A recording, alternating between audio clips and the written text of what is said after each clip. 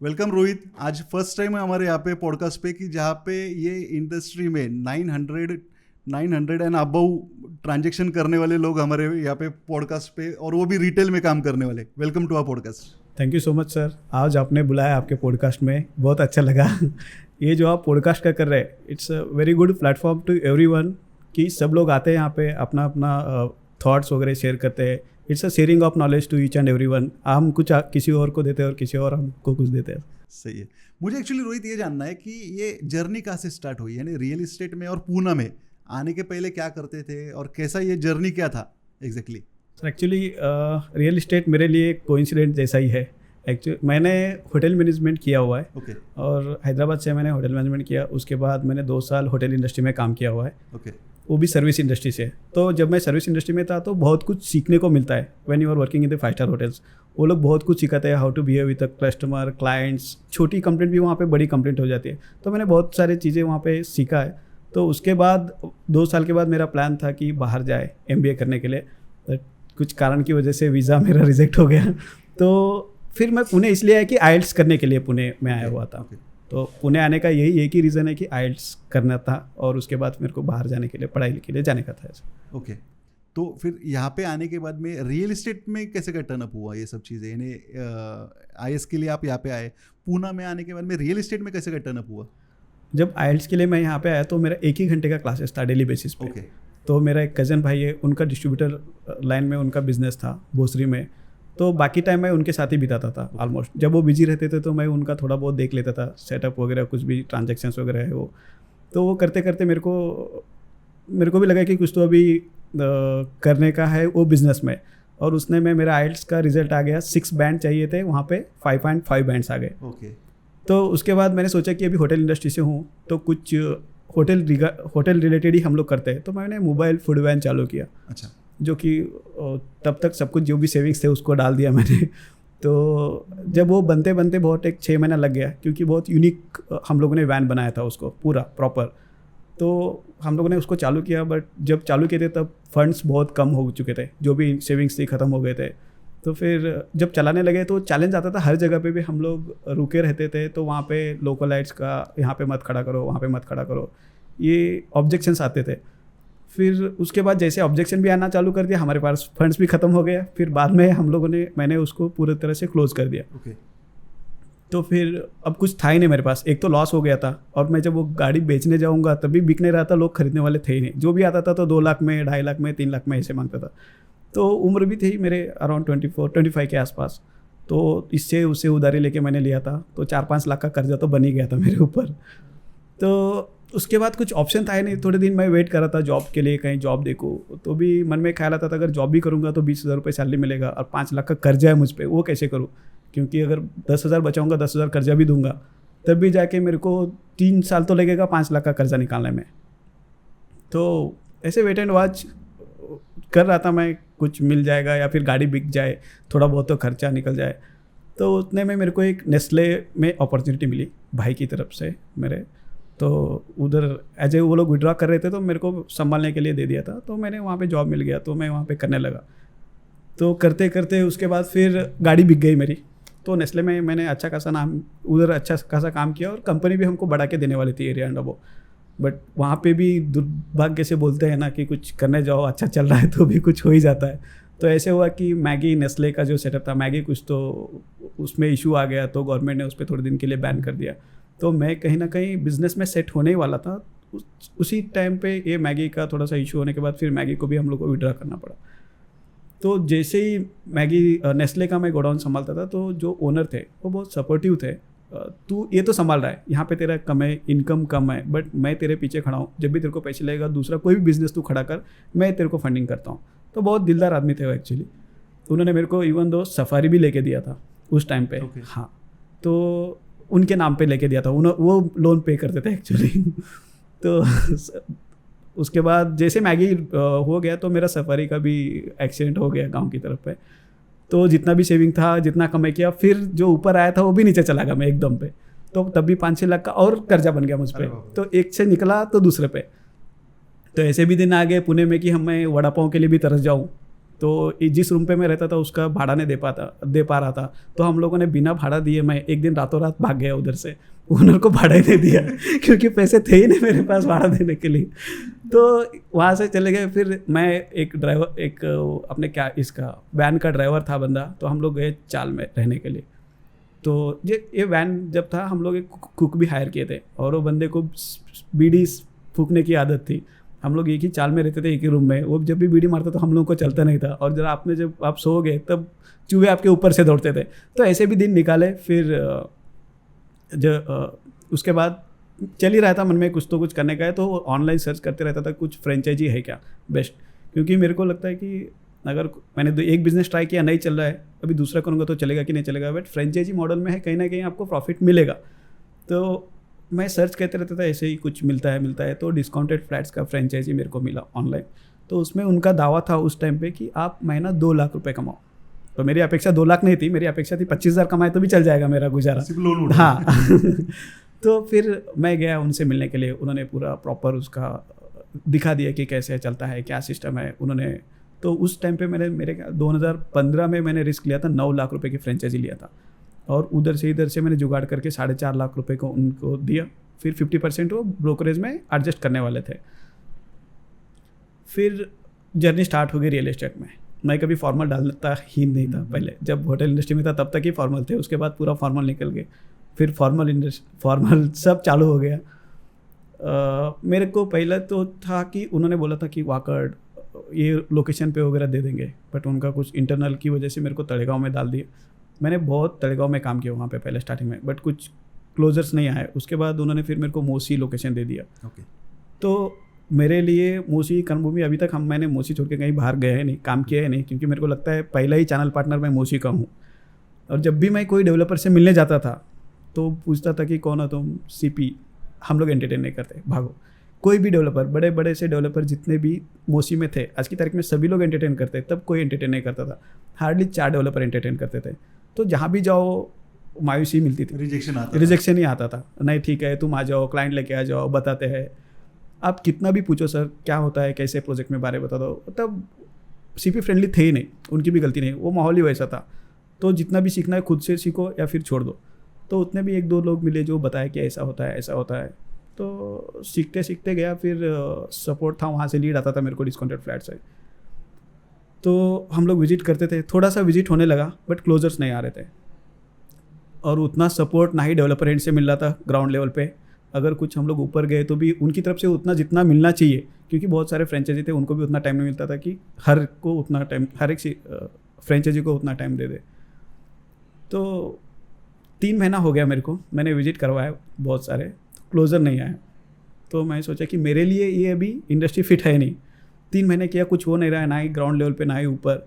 तो मैंने सोचा कि इसको अभी छोड़ना है, किसी और दूसरे बिजनेस में जाने का है, क्योंकि अभी रिस्क नहीं ले सकता मैं, मेरे पास पैसे थे ही नहीं। तो मैं क्वाइट करने के लिए गया था, बट वहाँ पे एक अमोल बोल के बंद था जो मैनेजर था, फ्रेंचाइजी मैनेजर, न्यूली ज्वाइन किया था वो बंदा पॉइंट। तो उसने बोला अगर तू आज ये छोड़ेगा, तो उसने एक बात बहुत सही बोला मेरे को कि आज तू छोड़ेगा, क्वाइट करेगा, कल दूसरा बिजनेस डालेगा, वो नहीं चलेगा, परसों तीसरा डालेगा, वो भी नहीं चलेगा, कहाँ तक भागेगा और कब तक भागेगा, कहीं ना कहीं रुकने का है तेरे को। तो उसने बोला तेरे साथ मैं हूँ, 3 महीने मेरे को दे, तेरे को जो सपोर्ट लेगा ऊपर से मैं देता हूँ और तू काम कर।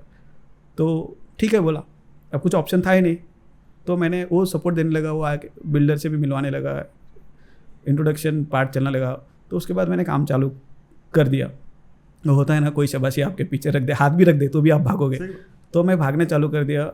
एक बड़ा लॉन्च था मंत्रा का, जनवरी 2016 में PCMC लॉन्च था। तो उस लॉन्च पे मैंने अच्छा खासा भागा और अच्छे खासे नंबर्स दे दिया। तब जाके डिस्काउंटेड फ्लैट्स में मेरा थोड़ा बहुत नाम बन गया। लोग पहचानने लगे, नहीं तो पहले ऐसे ही नया था तो मैंने कुछ किया है। तो अचीवमेंट अप्रिशिएट कर दिया वहाँ पे बहुत सारे लोगों ने। तो उसके बाद फिर मैं जो चला, फिर रुका नहीं, मैं अकेला ही जाता था। तब थे इनिशियल डेज में फाइनेंस का गड़बड़ था, वो था, बैठने के लिए जगह नहीं था। मोसी में तो ऑफिस स्पेस कहीं मिलता ही नहीं था ही नहीं। तो इधर कभी उधर बैठो, कभी इधर बैठो, ऐसे दिन निकलता था। तो प्रिस्टीन डेवलपर्स ने मुझे अपॉर्चुनिटी दिया कि ठीक है हमारा कैबिन ले लो और अपने यहाँ पे बैठो। तो मैंने उनके लिए स्पेशली काम किया उस टाइम पे, और उनको बहुत अच्छा रिजल्ट भी मैंने दे दिया। तो उनसे वहाँ देने के बाद फिर बाकी सारे डेवलपर्स फिर थोड़ा थोड़ा अप्रोच करने लगे। जैसे मोसी लोकेशन में मैं इतना तो दावा के साथ बोलता हूँ कि मैंने बहुत सारे सीपी को तो रेड कारपेट जैसा बना के रखा हुआ है वो एरिया, पहले कोई क्योंकि मैंने रिजल्ट दिया तभी जाके डेवलपर्स सीपी को एंटरटेन करना चालू कर दिया। तो आज की तारीख में पूरा सीपी फ्रेंडली माहौल हो गया उधर। पहले तो मेरे को 4 ही डेवलपर्स 5 डेवलपर्स एंटरटेन करते थे, आज 70+ डेवलपर्स है जो एंटरटेन करते हैं। क्या बात है। फिर ये डिस्काउंटेड फ्लैट से डिस्काउंटेड होम की जर्नी कैसी थी? डिस्काउंटेड फ्लैट बंद होके डिस्काउंटेड होम जो कि तुम्हारी खुद की कंपनी है, इसकी एस्टेब्लिशमेंट कैसी हुई? 2015 से मैं डिस्काउंटेड फ्लैट्स के साथ जुड़ा हुआ था। हाँ। डिस्काउंटेड फ्लैट 1.5 साल के बाद उन्होंने रेड कूपन कर दिया उसका नाम। Okay. Officially red coupon franchise देने लगे। उन्होंने 1 साल तक चलाया, उसके बाद हो सकता है उनका कंस्ट्रक्शन में ज़्यादा ध्यान बढ़ गया। मंत्रा की सिस्टर कंपनी थी तो उन्होंने सोचा कि इसको अभी यही कर देते हैं, क्वाइट कर देते हैं। हाँ। तो उन्होंने ये जो फ्रेंचाइजी मॉडल था उन्होंने बंद कर दिया पूरी तरह से। ओके। मेरा तो कॉन्ट्रैक्ट था उनके साथ, मैंने उन्हीं के साथ था। अब उनका बंद होने के बाद फिर मेरे लिए कुछ ऑप्शन था ही नहीं। अभी 2 साल मैंने काम किया, कुछ कर भी नहीं सकता हूँ। तो मैंने सोचा कि अभी ठीक है, उनका बंद हो गया तो मैं खुद का ही चालू कर दिया। तो तब 1 साल तक रोहित प्रॉपर्टीज़ नाम था। मैं बहुत बार सोच रहा था कि कुछ तो अच्छा नाम दे दो और मिल नहीं रहा था, वो आया नहीं दिमाग में क्लिक। बट 1 साल के बाद मेरे को क्लिक आ गया कि डिस्काउंटेड होम्स करना है। ओके। तो उनका नाम मैंने कैरी फॉरवर्ड कर लिया। एक साल भी पहचानते थे उसी नाम के आसपास में, कहीं पहचानते थे? बराबर। डिस्काउंटेड फ्लैट से अभी डिस्काउंटेड होम्स मैंने चालू कर दिया। 2017 में मैंने, मेरे ख्याल से 2017 में मैंने डिस्काउंटेड होम्स के नाम से चालू कर दिया। तो फिर इनिशियली जब डिस्काउंटेड होम्स हुआ तो वो टाइम में फिर वो टीम बिल्डिंग और ये सब चीज़ें कैसे के प्लान किया? यानी इनिशियली खुद ने ही स्टार्ट किया, बाद में टीम बिल्डिंग हुई? इनिशियली मैं अकेला ही दौड़ता था सर। ओके। उसके बाद मैंने एक प्री सेल्स लड़की रख दिया। ओके। फिर एक टीम मेंबर। तो ये 3 लोग मिलने के लिए भी डिस्काउंटेड होम्स के बाद भी मेरे को 6 महीने लगे, क्योंकि मैं एक तो दोस्त ही था मेरा जो टीम मेंबर था, वो ऐसे ही ज्वाइन किया था मेरे को। एक लड़की मैंने रखा था क्योंकि उस टाइम पे बहुत सोच समझ के चलना पड़ता था, महीने में कितना बुकिंग होता है। और मेरे को जो बाकी देनादारी थी, जितना भी डिस्काउंटेड फ्लैट से पैसा आता था उनका भी तो फ्रेंचाइजी मॉडल के लिए पैसा कटता था। थोड़ा बहुत पैसा था जो बाकी मेरी थी, मैं उसको ही देने में चला जाता था। तो मेरी कहीं ना कहीं ग्रोथ उस टाइम पे नहीं हो पाई, क्योंकि मेरा देनादारी बहुत था, 5-6 लाख रुपए देनादारी था। तो फिर 3 लोग से हम लोग 4 बन गए 19 के आसपास। फिर लॉकडाउन लग गया। आफ्टर लॉकडाउन तो मैंने ऑफिस ले लिया। ऑफिस के बाद फिर लॉकडाउन के आसपास अच्छा खासा सेटअप 3 से 4। फिर लॉकडाउन के बाद प्राइसेस लो हो गए मोसी में भी। बिल्डर को भी नहीं पता कि अब क्या होने वाला है आगे। गवर्नमेंट की तरफ से भी स्टैम्प ड्यूटी कम किया गया था। तो उस टाइम पे फिर अच्छा खासा ट्रांजैक्शंस होने लगे। तो हम लोगों ने सोचा कि चलो अब टीम क्यों नहीं बढ़ाएंगे। तो 3 से 4, 4 से 5, फिर 6, 7, 8। तो उसके बाद पहला लॉन्च आया हमारे एरिया में मंगलम का, तो ब्रिज प्रोजेक्ट था मंगलम डेवलपर्स का। तो फर्स्ट टाइम हम लोग 6-7 लोग थे, तो वहाँ पे हम लोगों ने 72 के आसपास का टोकन उठाया। ओके। एक ही लॉन्च में? अच्छा। पहला लॉन्च था वो मोसी का, हमारे लिए भी पहला ही लॉन्च था। उससे पहले 1-2 लॉन्चेस थे, बट हम लोगों ने उतना नहीं खेल पाए थे क्योंकि उतना फंड्स, उतना टीम साइज नहीं थी। तो जब ये लॉन्च आया तो उस लॉन्च में डिजिटल मार्केटिंग चालू हो गया था, वैसे फेसबुक मार्केटिंग वगैरह। तो उसका बेनिफिट मिला, तो हम लोगों ने वहाँ पे अच्छा खासा किया। तो एंड ऑफ द डे हमको 32 समथिंग क्लोजर्स आए। तो थोड़ा बहुत कॉन्फिडेंस आ गया, अभी टीम बढ़ाते। हाँ। अभी है हमारे लिए मौका, तो हम लोग चौका मारेंगे यहाँ पे। तो ये सोचा, फिर हम लोगों ने 8 की जगह फिर 10, 11, 12 ये टीम बढ़ाते गए। फिर उसके ऊपर मैनेजर, फिर उसके बाद फिर HR, फिर एडमिन टीम, फिर अकाउंट्स। वैसे करते करते हम लोगों ने फिर लास्ट टू लास्ट ईयर 60 के आसपास का टीम साइज वगैरह बना ली। क्या बात है। 20 लास्ट टू लास्ट ईयर आपने 950 ट्रांजेक्शन 1 साल में किए, ठीक है। अभी भी आपके 700-750 ट्रांजेक्शन हो गए। तो इसके पीछे स्ट्रैटेजी क्या है? ना ये इतने जो सक्सेस मिलते हैं, ये जो नंबर्स आते हैं, तो ये नंबर्स के पीछे मेन रनिंग फैक्टर क्या है, क्या स्ट्रैटेजी क्या है? इसके पीछे स्ट्रैटेजी है, मेन जो बैकबोन है मेरा, वो टीम है। ओके। वो स्ट्रॉन्ग टीम है। जो भी एक बैकबोन होता है ना, पिलर जैसे 4 लोग हैं मेरे यहाँ पे। वो लोग ऐसे हैं कि नए लोग को भी सिखाते हैं कैसे खेलना है। और उन लोगों ने पूरा, जैसे मोसी से हम लोग खेलते थे, तो पूरा एक्सपीरियंस था उनको। टीम पे जो भी जाता है मेरे टीम पे, कोई श्रेय जाता है इस चीज़ का कि वो लोग सीख लिए बहुत जल्दी कैसे खेलना है, कैसे बात करना है क्लाइंट से, लॉन्च पे क्या पिच करना है उनको। अगर सेल्स टीम भी बिजी है तो भी वो खुद ही दिखाते थे, खुद ही टोकन उठाते थे और दे देते। और हम लोग ऐसा कल्चर रखा है डिस्काउंटेड होम्स उस मार्केट में कि जो भी बंदा आता है हम लोग उसको प्रॉपर ट्रेन करते हैं। ओके। फ्रेशर ही हायर करते हैं मैक्सिमम हम लोग। वेरी रेयर सिनारियो में हम लोग एक्सपीरियंस वाले को हायर करते हैं। जैसे वो बंदा आएगा ऑन बोर्ड तो पूरा मार्केट सर्वे करेगा। हमारे पास मार्केट सर्वे सीट्स है, वो पढ़ेगा। उसके बाद उसका एक ट्रेनिंग होता है पूरा A to Z, basic real estate से लेके पूरा क्लोजिंग तक।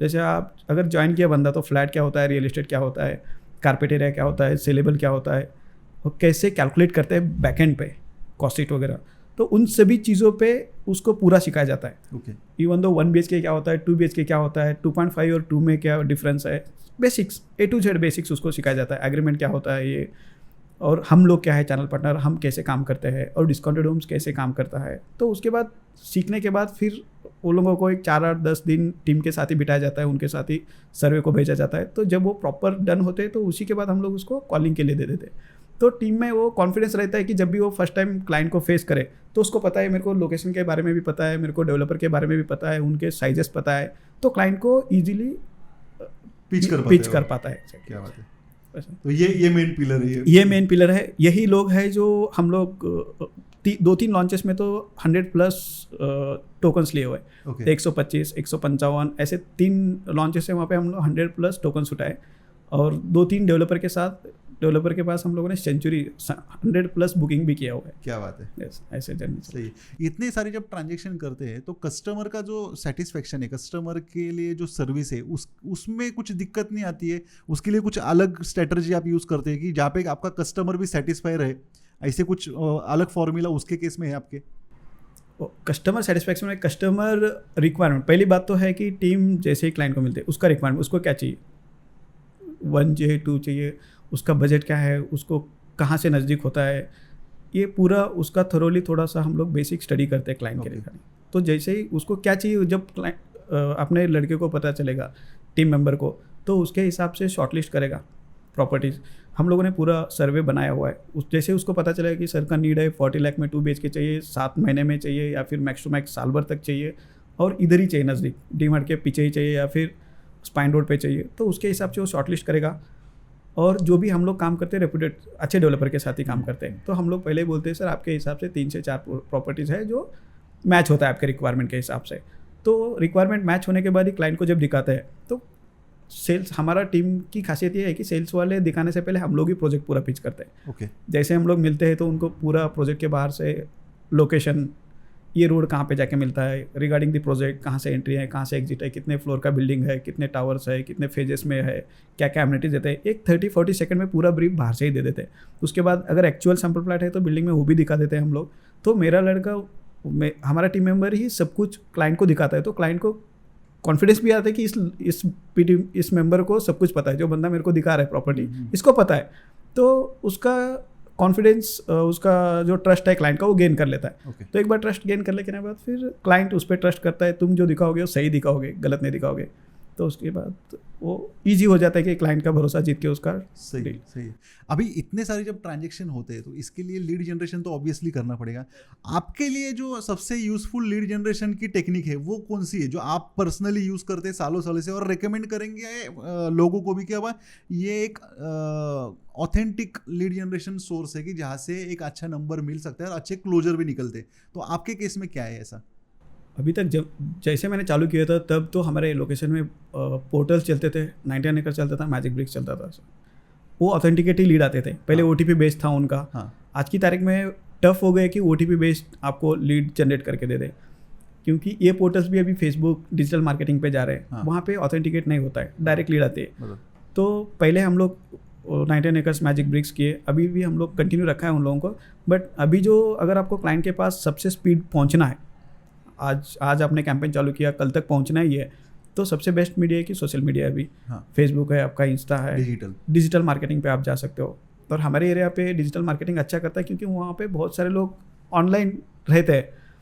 तो अभी हमको जो मैक्सिमम लीड हम लोग 5 से 6 हज़ार लीड जनरेट करते हैं, उसमें 4,500 मोर देन 4,500 4,500 के आसपास पूरा डिजिटल मार्केटिंग का ही करते हैं। तो फेसबुक मैं बोलता हूँ तो वहाँ पे होता ही है प्रेफरेबल हमारे यहाँ पे डिजिटल मार्केटिंग में। अभी इस वगैरह लोकेशन में सोशल मीडिया ही चलता रहेगा, मेरे को लगता है ऐसे, एज वेल एज पोर्टल्स। तुम्हारे हिसाब से तो वहाँ पे ज़्यादातर डिजिटल मीडिया और ये सब चीज़ें जो है ऑनलाइन प्लेटफॉर्म से ही ज़्यादातर आते हैं, पोर्टल से कम आते हैं। रिस्पॉन्स जो है, प्रॉपर जो रिस्पॉन्स है वो लगभग हम डिजिटल से बात करते हैं, डिजिटल से ही करते हैं। क्योंकि अगर आपको क्वांटिटी चाहिए, आपको खेलना है, लॉन्चेस खेलना है और उतना लीड चाहिए, तो एक ही सोर्स है, वो आपका डिजिटल है। तो आपके केस में अभी आपकी नंबर ऑफ साइज जो है वो 60 ऑनवर्ड्स आपके लोग हैं, तो इतने सारे लीड्स आपको लगते हैं रोज के डे टू डे इसमें, तो वो डिजिटल से पूरा फुलफिल हो सकता है वो सब चीज़ें आपके यहाँ पे हो जाता है? यस, डिजिटल एक ही माध्यम है हमारे यहाँ पे, उसी से ही हो सकता है। क्योंकि हम लोग जब भी कोई कैंपेन करते हैं तो बहुत सारे, मैं इंडिविजुअली क्रिएटिव ग्राफिक्स पे बहुत ध्यान देता हूँ। ओके।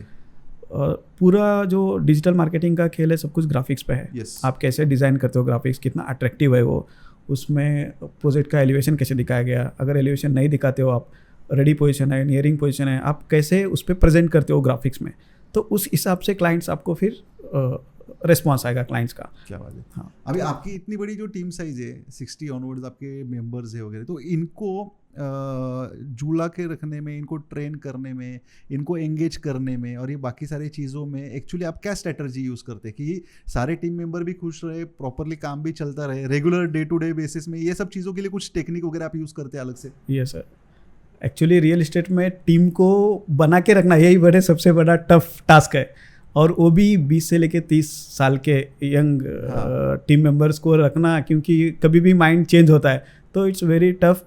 हम लोग बहुत कोशिश करते हैं उनको कि बनाए रखें और अच्छा वो लोग परफॉर्म करें, तो उसके लिए हम लोग बहुत सारे एक्टिविटीज़ करते हैं। जैसे हम लोग वीकली बेसिस पे टॉप परफॉर्मर निकालते हैं, उनको कुछ एक कैश में अवार्ड दे देते हैं। मंथली टॉप परफॉर्मर निकालते हैं हम लोग, उनको कुछ अवार्ड देते हैं कैश में, या फिर कहीं घूमने के लिए उनको एक कूपन वाउचर वगैरह देते हैं। उसके बाद टीम टू टीम हम लोग रहता है, अगर कोई टीम अच्छा परफॉर्म की तो उनको कहीं पे भेजते हैं जहाँ पे वो लोग घूम के आ जाए। फिर अगर 2 साल करता है कोई, उनको हम लोग अच्छा खासा गिफ्ट दे देते हैं। इवन तो रिसेंटली हम लोगों ने, मेरा एक टीम मेंबर 3 साल वगैरह अच्छा काम करके दिया था, हम लोग उनको कार गिफ्ट किए, फोर्ड फिगो का। यस। और उसके बाद जिसका उसका एक और का 3 साल हो गया, तो उसको हम लोगों ने iPhone 14 वगैरह गिफ्ट किया है। और बीच बीच में जो भी अच्छा करता है उसको अप्रिशिएट करते हैं, तो थोड़ा बहुत गिफ्ट्स उनको भी अच्छा लगता है वो सारी चीज़ें। तो उसके हिसाब से टीम जुड़ा हुआ रहता है। छोटे मोटे पार्टीज भी होते हैं, तो गेट टुगेदर जैसे इधर का उधर, तो ये सब है कि हम लोग बनाए रखते हैं। तो सही हम लोग, और दूसरी बात भी है कि जो उसकी तकलीफ है, उसका प्रॉब्लम है, अगर कोई लड़का है और उसको जेन्युइनली कुछ एक 10,000 चाहिए या 50,000 रुपये चाहिए और इमरजेंसी है और वो सही भी है, तो उस केस में हम लोग उसको फाइनेंशियली भी हेल्प करते हैं इमरजेंसी केसेस में, ताकि उसका प्रॉब्लम अपना प्रॉब्लम समझ के हम लोग उसको मदद करें, ताकि वो बंदा दूर का सोचता है कि कंपनी के साथ टिके रहे, दूसरे को बोलता है कि बहुत अच्छी कंपनी है, तो एक का ही फीडबैक दूसरे को जाता है कि कंपनी अच्छा है, तभी जाके टीम आपका टिकती है, नहीं तो फिर टीम टूटती है। सही बात है। आपने लॉन्च में इतना अच्छा परफॉर्म किया है, 100 प्लस ये दिया है, टोकन्स आपने डेवलपर्स को दिए, तो एक्चुअली लॉन्च का जो सक्सेस है उसके पीछे आपको क्या लगता है कि लॉन्च में अगर किसी सक्सेस होना है किसी को, जो कि आज अपने को देख रहे हैं जितने व्यूअर्स है जो खुद रियल एस्टेट में और जो लॉन्च में काम करना चाहते हैं, तो लॉन्च में ऐसी कौन सी टेक्निक है कि जो आप 100 प्लस टोकन करते हैं और नहीं कहने मार्केट से हट के आपका काम है, तो उसमें कुछ एक सक्सेस पॉइंट ऐसा जो आप शेयर कर पाएंगे कि जहाँ पे आप हट के कुछ काम करते हैं? अगर बड़ा लॉन्च खेलना है आपको, 100 प्लस का अगर टोकन खेलना है, तो ऑब्वियसली टीम की ज़रूरत है। हाँ। टीम है तो ये पॉसिबल, नहीं तो टीम नहीं तो नहीं है। अगर जहाँ पे 1-2 इंडिविजुअल्स है या फिर 3-4 लोगों का टीम है, तो उनके लिए बहुत टफ हो जाएगा कि 100 का आंकड़ा क्रॉस करे। आज की तारीख में तो वो तो बहुत टफ है, क्योंकि बहुत सारे CPs बढ़ गए, चैनल पार्टनर्स बढ़ गए हुए। तो उसमें हम लोग क्या करते हैं कि अगर एक लॉन्च करना है तो उसके लिए पहले ही तैयारी कर लेते हैं हम लोग, उनके पास यूनिट्स कितने हैं। हाँ। उसके बाद उतने यूनिट्स के लिए हमको कितना साइट विजिट करना पड़ेगा, पहले हम लोग अपना टारगेट सेट करते हैं कि हमको 50 बुकिंग उठाना है, या फिर 60 उठाना है, या फिर 80 उठाना है। 80 उठाना है तो फिर 80 के पीछे हमको कितना विजिट करवाना पड़ेगा। बराबर।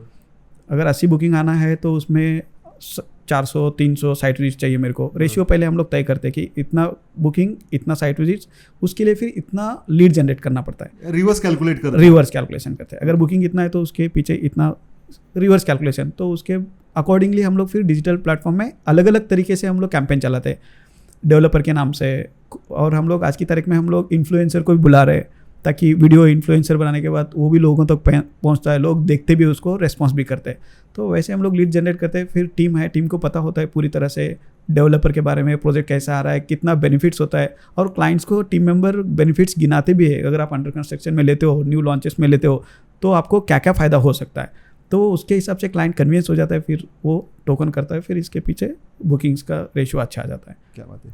अभी आप डे टू डे लाइफ में इतने सारे टीम मेंबर्स को हैंडल करते हैं, बाद में फिर डेवलपर को हैंडल करते हैं और बाकी बहुत सारी चीज़ें जो आपको मैनेज करना पड़ती है। तो ये सब मैनेज करते वक्त आज आपको कौन से हर्डन्स फेस करना पड़ते हैं क्या? यानी डे टू डे लाइफ में टीम तो जैसी इतनी बड़ी टीम है, Yes, sir. उसको संभालो, डेवलपर्स है उसको संभालो, रेगुलर रोज रोज जो फंड्स लगने वाले हैं, आज इतना सब करने के लिए जो फंड्स लगने वाले, ये फंड्स मैनेजमेंट करना, ये सब चीज़ें ये करते हो डे टू डे लाइफ में आप कुछ हर्डन महसूस करते हैं या फिर आज नहीं करते तो पहले कुछ करते थे जो कि आपने कुछ करेक्शन करने के बाद में आज वो आपको प्रॉब्लम्स नहीं आ रहे? ऐसे कुछ प्रिजर्वेटिव मेजर्स है कि जहाँ पे लोगों को ध्यान देना चाहिए कि नहीं, फंड्स भी जरूरी है, टीम भी जरूरी है, लीड्स भी जरूरी है, ये सारे एक ही टाइम पे एक जगह पे होगी तो ही सक्सेस मिलेगा। Exactly, तो इसके लिए कुछ ऐसा इंसिडेंट्स आपको याद है कि पिछले इसमें आपने कुछ ऐसे करेक्शंस किए, कुछ प्रॉब्लम आया था? बहुत ऐसे प्रॉब्लम आते हैं। तो अभी रियल एस्टेट में काम करते तो डेवलपर्स, बहुत मैक्सिमम डेवलपर्स टाइम पे देते हैं, फ्यू डेवलपर्स आर देयर कि थोड़ा सा लेट चलता है। अभी बहुत सारे आफ्टर डिस्बर्समेंट वगैरह देते हैं, तो ऐसा हर्डल्स आ गया था 2.5 साल 3 साल पहले, 2.5 से 3 साल समथिंग। दिवाली थी, एक बड़ा चेक आने वाला था मेरे को डेवलपर से, उन्होंने चेक भी दे दिया। अब सैलरी भी तभी करना था मेरे ख्याल से 6-7 को दिवाली थी और 2-3 तारीख को चेक आ गया मेरे पास, और वो बड़ा चेक था, उसी से सैलरी और जो भी बोनस है छोटा मोटा स्वीट्स, तो उसी से प्लान किया था मैंने, और लास्ट मोमेंट में वो चेक हो गया बाउंस मेरा। तो मैं कभी घर से आज तक पैसा नहीं मांगा था फ्रैंकली। मैं जो भी बनाऊँ, मैं खुद ही मेहनत करके सेल्फ मेड टाइप की हूँ पूरा। नहीं मिला कुछ तब भी लोगों से उधार लिया, कुछ भी किया तो मैं खुद ही बनाऊँ। तो ऐसा टाइम आ गया मेरे को कि अभी मांगू, दिवाली के टाइम पे आप किसी को नहीं मांग सकते पैसे, क्योंकि सबको ज़रूरत रहती है, सबको मिठाई बांधना है, सबको शॉपिंग करना है, सबको कुछ ना कुछ खरीदना है। तो फर्स्ट टाइम मैं घर को फ़ोन करके फिर पैसे मंगवा लिया था। तो उसके बाद मैंने सोचा कि अभी बहुत कुछ प्लान के साथ चलना पड़ेगा, क्योंकि पैसे के साथ आप नहीं खेल सकते हो, बराबर, उसको ध्यान में रखते हुए। तो मैंने फिर उसके बाद कलेक्शन प्रॉपर अकाउंटेंट मैंने हायर कर लिया। तब तक अकाउंटेंट नहीं थी, क्योंकि वो लोग अगर कलेक्शन करेंगे तो फिर बाकी की चीज़ें स्मूथली चलते हैं। क्योंकि मैं ही करता था तो कभी मैं फॉलोअप नहीं लेता था, मेरा फॉलोअप की वजह से लेट पेमेंट आता था। तो मेरे को लगा कि सोर्सेस ज़रूरी है। अगर अकाउंटेंट है तो बिल बनाएगी, ऑफिस बॉय है तो जाके देगा, कलेक्शन अकाउंट टीम की करेगी, फिर हमारे पास पेमेंट आएगा। तो उसके हिसाब से मैंने पूरा बैकएंड, मेरे को लगा बैकएंड अगर आपका स्ट्रांग है तो आप फ्रंट एंड में खेल सकते हो। सही बात है। तो अगर बैकएंड स्ट्रांग नहीं तो आप खेलने में फिर आगे पीछे देखना पड़ता है। तो फिर हम लोगों ने उसी के हिसाब से फिर जैसे फंड्स आते गए वैसे ही टीम में बढ़ाते गया। आज की तारीख में फिर बैकअप के लिए भी हम लोगों ने रखा है, अगर इमरजेंसी कुछ फंड्स भी नहीं आते डेवलपर से तब भी हम लोग सेफ जोन में चलने का चल रहे हैं अभी। देखते हैं आप जो अभी टीम मेंबर हायर करते हैं, ठीक है, तो जब हायरिंग के वक्त आप ऐसी कौन से क्वालिटीज़ देखते हैं? जैसे आपने बताया कि आप फ्रेशर लोगों को ही ज़्यादातर हायर करते हैं, तो आप फ्रेशर जब हायर करते हैं तो आपके बैक ऑफ द माइंड, आपके HR के यार आपके बैक ऑफ द माइंड कहते हैं कि कौन से लोगों को अपने को प्रेफरेंस देना है, कौन सी क्वालिटी है जो आप आपके बंदों में एक्चुअली देखते हैं और उसके बाद में उनको हायर करते हैं? जहाँ पे हम लोग काम करते हैं वहाँ पे टीम मेंबर्स को लेने के लिए भी एकदम हाई क्वालिफाइड भी हमको नहीं चलता है, क्योंकि उस लोकेशन में काम नहीं कर पाएंगे। तो हम लोगों के लिए हमेशा टफ चलता है कि कौन से बंदे को हायर करें या ना करें, इट्स ऑलवेज। तो उसमें हम लोग देखते हैं जब भी बंदा आएगा तो वो बोलता है कि नहीं, कैसे प्रेजेंट करता है खुद को, और जब क्लाइंट को हम लोग उसको 2-4 क्वेश्चन पूछते भी है कि अगर it's a tough industry real estate, जिसको जमता है उसको जम ही जाता है, मैक्सिमम लोगों को नहीं जमता है। तो उसके लिए पहले बेसिक लेवल पे HR लेती है, अगर वो हाँ बोलती है आगे जाना है तभी उसका TL उसका इंटरव्यू ले लेता है, सेकंड राउंड होता है, उसके बाद फिर उसका मैनेजर ले लेता है थर्ड राउंड, उसके बाद एक और हम लोग थर्ड TL को दे देता है जो दूसरी टीम से बिलोंग करता है। तो वो सब चारों मिलके अगर हाँ ये बंदा कर सकता है, इस पर हम लोग खेल सकते हैं, तभी हम लोग उसको हायर करते हैं या फिर नहीं हायर करते हैं। तो end of the day sales में आपको बात करना है, कन्विंस करना है, क्लाइंट को प्रोडक्ट के बारे में आपको जानना है और डिलीवर करना है। अगर ये सारे क्वालिटीज़ अगर उसमें है तो हम लोग हायर करते हैं। मेनली अभी जैसा आपने बताया, आपने पूरा फॉर्मेट बना के रखा है, जैसे कि कोई बंदा आता है तो वो फॉर्मेट के हिसाब से पूरी पढ़ाई वगैरह करता है करे। आपके हिसाब से कितने % ज़रूरत है आज रियल एस्टेट इंडस्ट्री में कि हर एक बंदा जो रियल एस्टेट में है उसको एजुकेट होना ज़रूरी ही है? जैसे आप ये फॉर्मेट लेके चल रहे, हर एक चैनल पार्टनर के यहाँ पे ऐसा नहीं है कि जैसे ही कोई बंदा आया उसको फ्लैट क्या है, 1 BHK 2 BHK स्पेसिफिकली 2.5 में क्या चेंज है, स्क्वायर फीट क्या है, इतने स्पेसिफिक कोई भी डिटेल्स में कोई पढ़ाता नहीं है किसी को। पर ये एजुकेशन का और बंदे के पर्सनैलिटी का कितना इम्पैक्ट गिरता है एक ट्रांजेक्शन के लिए? अगर ये बंदा फुल्ली ट्रेंड है, ये सब चीज़ें है उसके पास, उसकी पर्सनैलिटी अच्छे से बात कर सकता है, ये सब चीज़ें रहते वक्त जो बंदा ट्रांजेक्शन करता है, और एक बंदा कि हाँ सिर्फ कॉन्फिडेंस है, नहीं मैं भी एजेंट हूँ, मैं भी कर लूँगा, तो ये दोनों में डिफरेंस क्या है आपको लगता कि इसमें सक्सेस में इसमें क्या डिफरेंस आएगा और इसमें क्या आएगा? सर मैंने जितना होटल इंडस्ट्री से गया, first impression is the last impression. और मैं जब होटल इंडस्ट्री में था, अगर हम लोग किसी को सर्व कर रहे वाइन, वहाँ पे तो 35,000 लाख रुपए के वाइन्स थे। जब क्लाइंट पूछता था कि इस वाइन की खासियत क्या है और ये क्यों मेरे को पीना चाहिए, या फिर कहाँ से है, क्या है, इसके साथ क्या जाता है, तो पूरा उस सर्विस के लड़के को बोलना पड़ता था कि वाइन कहाँ से बिलोंग करती है, कौन से ग्रेप से बनी है, कितने दिन से बनी है और क्या क्या प्रोसेस है। क्योंकि एक बार अगर वो खोलते खोलते वाइन का बॉटल में अगर थोड़ा भी स्क्रैच लग गया और वो क्या बॉटल का अगर अंदर गिर गया तो 1 लाख की वाइन आपकी ख़राब हो जाती है। अगर उसने खोल भी दिया और कुछ तो गलत बोल के और क्लाइंट को उसने सर्व भी किया और क्लाइंट ने बोला जो तू टेस्ट बोल रहा था वो टेस्ट के हिसाब से है नहीं वाइन, तो फिर ये बहुत बड़ा लॉस हो जाता था होटल का। तो अगर वो बंदे को पता है, सब कुछ पता है, उसने जो भी बोला और अच्छा उसने सर्विस किया, तो क्लाइंट खुश हो जाता है और वो अप्रिशिएट भी करता है उस बंदे का। तो मेरे को लगता है कि जो भी मेरा टीम मेंबर आता है तो उसको बेसिक A to Z पता होना चाहिए, क्योंकि हम लोग घर बेच रहे, एक उसके आयुष्य, उसके लाइफ का जो भी कमाए हो, मैक्सिमम तो बायर है, 1 टाइम बायर है उधर के, जो हम जिस एरिया पे हम लोग करते हैं, तो सेकंड टाइम उनको टाइम लगेगा, बट मैक्सिमम जो हमको मिलता है फर्स्ट टाइम बायर ही मिलता है। तो उसका आयुष्य की पूंजी लगा रहे हो, तो उसके लिए मेरा जो भी लड़का उनके सामने जाएगा तो उसको पूरी तरह से पता होना चाहिए। क्योंकि कभी कभी क्लाइंट को नहीं पता रहता कि कारपेट एरिया क्या होता है और सेलेबल क्या होता है, कभी कभी ये नहीं पता होता कि क्यों फ्लोराइज डेवलपर लेता है, कभी कभी ये नहीं पता होता कि रेफ्रिजरेटर क्यों छोड़ते हैं और क्या होता है। तो ये चीज़ें हैं छोटी छोटी मगर मोटी बातें डिफरेंस करती है एक्चुअल में।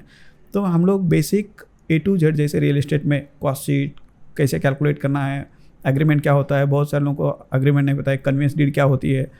तो क्लाइंट को कभी कुछ भी कंफ्यूजन है तो मेरा बंदा वहाँ पे खड़ा है, सर ये है।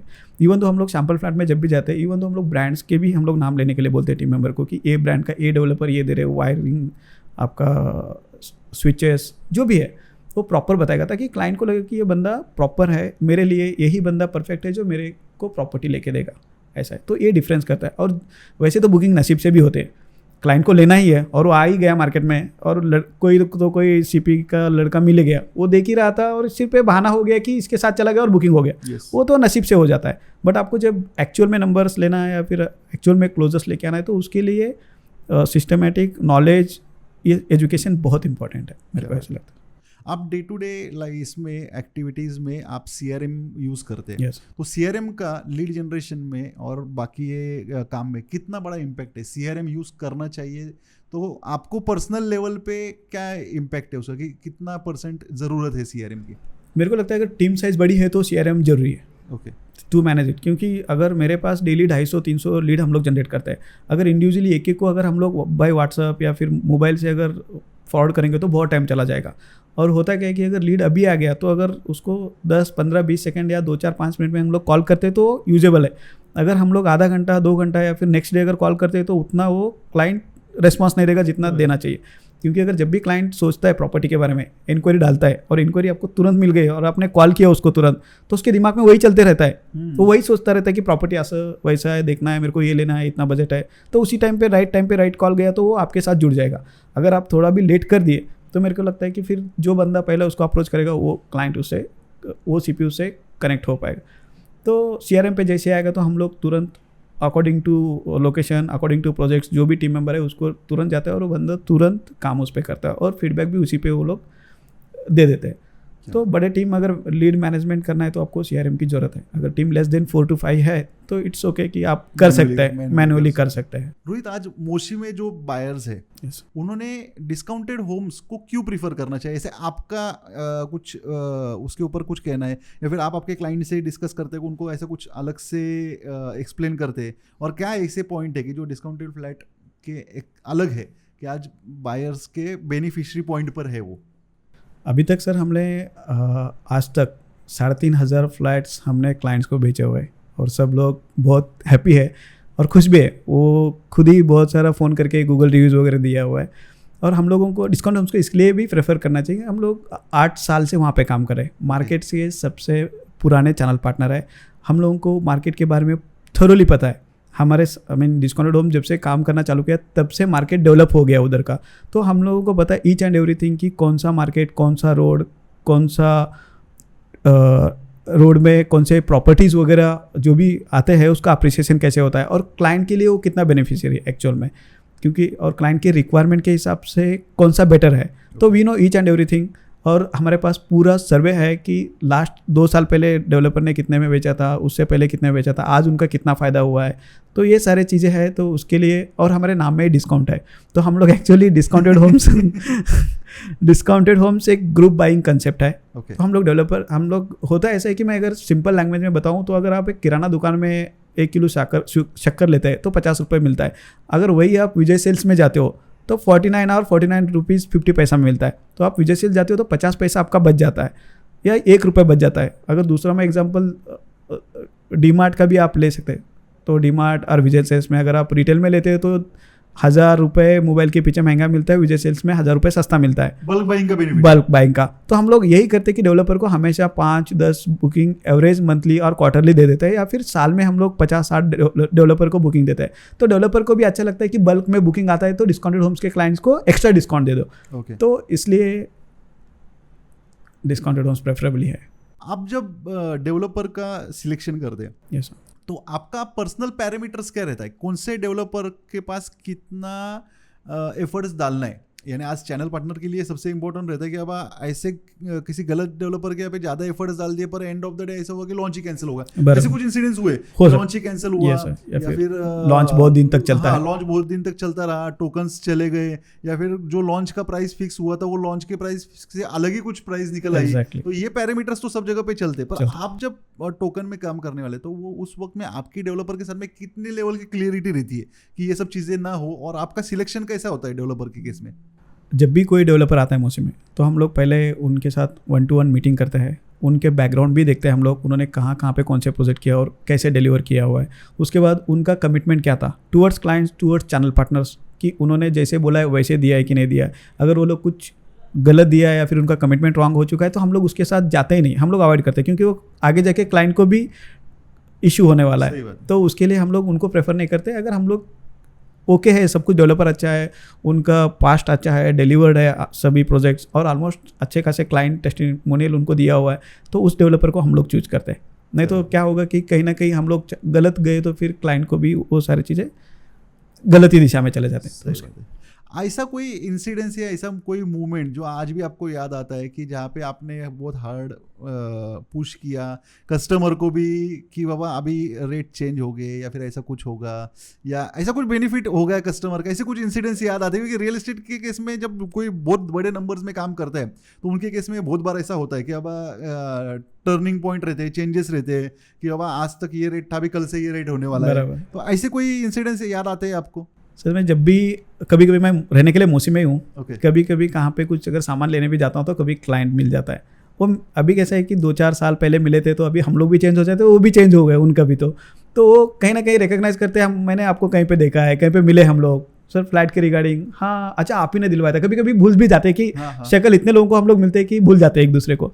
हाँ यार बहुत अच्छा किया तुमने कि यहाँ पे मेरे को दिलवा दिया। अभी देखो ना 55 लाख रुपए चल रहा है, हम लोग ने लिया था 42 को लिया था, तो 10-12 लाख का बेनिफिट हो गया। और क्या था तब, इधर कुछ भी नहीं था, तो तब खुशी भी मिलती है मेरे को कि हम लोगों ने अच्छा ही दिया था सबको। तो ऐसे मोसी ना बहुत सर, पहले जब मैं काम करता 35 लाख से लोग 2 BHK मिलता था, आज एवरेज उसका हो गया है अगर अच्छा फ्लैट लेना तो 55 लाख, तो 15, 16, 17 लाख का अप्रिसिएशन हो ही गया। जितने भी लोग मेरे को मिलते हैं, जितने भी लिए हुए, बहुत हैप्पी है वो लोग मोसी में जो पहले इन्वेस्ट किए। तो आज की तारीख में तो अभी रावेत पुनावाड़े का रेट, उधर का रेट सेम हो चुका है, लेकिन पहले मोसी में जो लिए वो लोग बहुत खुश है, क्योंकि अभी वहाँ पे बहुत सारा डेवलपमेंट आ रहा है। अगर आप देखो तो इंटरनेशनल कन्वेंशन सेंटर आ चुका है, डिस्ट्रिक्ट कोर्ट आ रहा है वहाँ पे, उसके बाद CNG पंप तो आ चुका है, और एक कॉलेज ऑफ इंजीनियरिंग आ रहा है, COEP कॉलेज आ रहा है, उसका काम चालू हो गया है। तो और भी 1-2 कॉलेजेस वहाँ पे लाइनअप है, और सफारी पार्क गवर्नमेंट का प्लान है कि वहाँ पे सफारी पार्क आ रहा है। अगर ये सारे डेवलपमेंट्स आ गए वहाँ पे तो मोसी का तो हुलिया पूरी तरह से चेंज हो जाएगा। क्या बात, जो लोग भी लेंगे वो बहुत खुश हो जाएंगे, और पूरा प्रॉपर प्लान है मोसी ऐसे। सही है। मुझे एक फाइनली आपकी एक सक्सेस स्टोरी जानना है जहाँ पे आपने डेवलपर के साथ में काम करके एक छप्पर तोड़ कोई डील आपकी क्रैक हो गई, या फिर कुछ प्लान किया था जो प्लान पूरा सक्सेसफुल हुआ, ऐसा कोई डेवलपर और ऐसा कोई इंसिडेंस जो आपको याद आता है जो आप बोल सकते हैं कि भाई ये हमारी सक्सेस स्टोरी है? सक्सेस स्टोरी है ऐसी कि एक हम लोगों ने छप्पर फाड़ के लॉन्च खेला था। हम लोग ने स्टार्ट किया लेट से वो लॉन्च एक्चुअली। तब तक दिवाली की छुट्टी थे, हम लोग दिवाली की छुट्टी पे थे। हम लोग दिवाली में ज़्यादा 15 दिन रिलैक्स ही रहते हैं। तब तक बहुत सारे सीपी ने उनको उस डेवलपर के लिए काम करना चालू किया। जैसे हम लोग आए दिवाली से, हम लोगों ने काम चालू किया। ऐसे काम किया ना सर, मैं क्या बोलूँ आपको कि सैटरडे संडे तक हम लोग 100 साइट विजिट कराते थे वहाँ पे। क्या बात, 100+ साइट विजिट्स। सभी मेरे टीम मेंबर वहीं पे, सब सेल्स वाले बिजी है। टीम मेंबर ने ब्रोशर लिया, ये लिया, वही समझा रहा है, इंटरेस्टेड है टोकन वही ले रहा है, घर जाके चेक लेके आ रहा है। हम लोगों ने 124 टोकन्स उठाए थे नेक्सस किनारा में। क्या बात है। तो उसके अगेंस्ट में 75 हम लोगों ने क्लोजर्स लिया लॉन्च के दिन। उसके बाद और हम लोगों ने बुकिंग किया तो टोटल 125+ बुकिंग हम लोगों ने उस प्रोजेक्ट पे किया, पूरे प्रोजेक्ट में। तो उसके बाद हम लोगों ने जो स्टाफ, और कभी पीछे मुड़ के देखा ही नहीं, फिर सब स्टाफ बढ़ गया, ये बढ़ गया, तो कंपनी ग्रो करने में हम लोग कोई पीछे देखा ही नहीं। उसके बाद हम लोग रुके नहीं, सिर्फ आगे चलते गए। तो मोसी में मैक्स टू मैक्स जितने भी डेवलपर्स है, अगर मैं पकड़ूंगा तो अगर 100 है तो 80+ डेवलपर के पास हम लोगों ने टॉप परफॉर्मर है, हम लोगों ने टॉप किया वहाँ पे 80+ पे।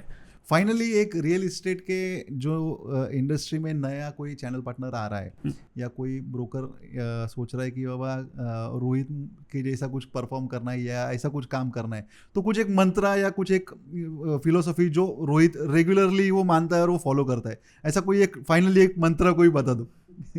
ओके, जैसे नए रियल इस्टेट में जो भी लोग नए आते हैं ना, तो वो लोग थोड़ा सा धीरज रखना चाहिए, क्योंकि बहुत सारे लोग पहले महीने में डील क्रैक नहीं हो गया, दूसरे में नहीं हो गया, तो तीसरे में वो लोग क्वाइट कर लेते हैं। मेरे को लगता है जब नोटबंदी हुई थी तो मैं अकेले ही था, 6 महीने कोई बुकिंग हुआ ही नहीं था मेरे पास। अच्छा, वो एरिया में उस वक्त में 6 महीने पूरा आपका ड्रॉप।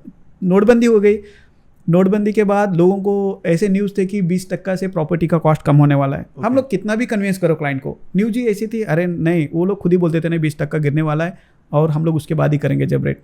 एक्चुअल में हुआ ऐसा कुछ भी नहीं है, प्राइस ही बढ़ी, उसके बाद प्राइस ही बढ़ी, लेकिन कम हुआ ही नहीं। तो तब भी मैंने 6 महीने वो देखा, मैंने नोटबंदी देखा, जीएसटी के बाद भी बहुत सारा कन्फ्यूजन था क्लाइंट में, तो तब भी बुकिंग्स नहीं हुए 2-3 महीने। हम लोग धीरज रखा, मैंने वेट एंड वॉच किया। तो जो भी लोग नए आते तो होगा 3 महीने 6 महीने के बाद जब भी आपका होगा तो आप अच्छे खासे परफॉर्मेंस कर पाओगे। तो उसके लिए थोड़ा सा पेशेंस रखना बहुत ज़रूरी है और चीज़ें सीखना भी बहुत ज़रूरी है। एक दूसरे को मिलो, इंटरेक्ट करो और रिलेशन बनाओ सेल्स वाले के साथ, कि उनसे सीखो कुछ चीज़ें है तो दूसरे चैनल पार्टनर से, या फिर आजकल डिजिटल का दुनिया है तो आपको सभी में होना चाहिए। सिर्फ आप होशियार हो तो ऐसा नहीं चलेगा, आपको फंड चाहिए, रिसोर्सेज चाहिए, आपका अच्छा नाम भी होना चाहिए।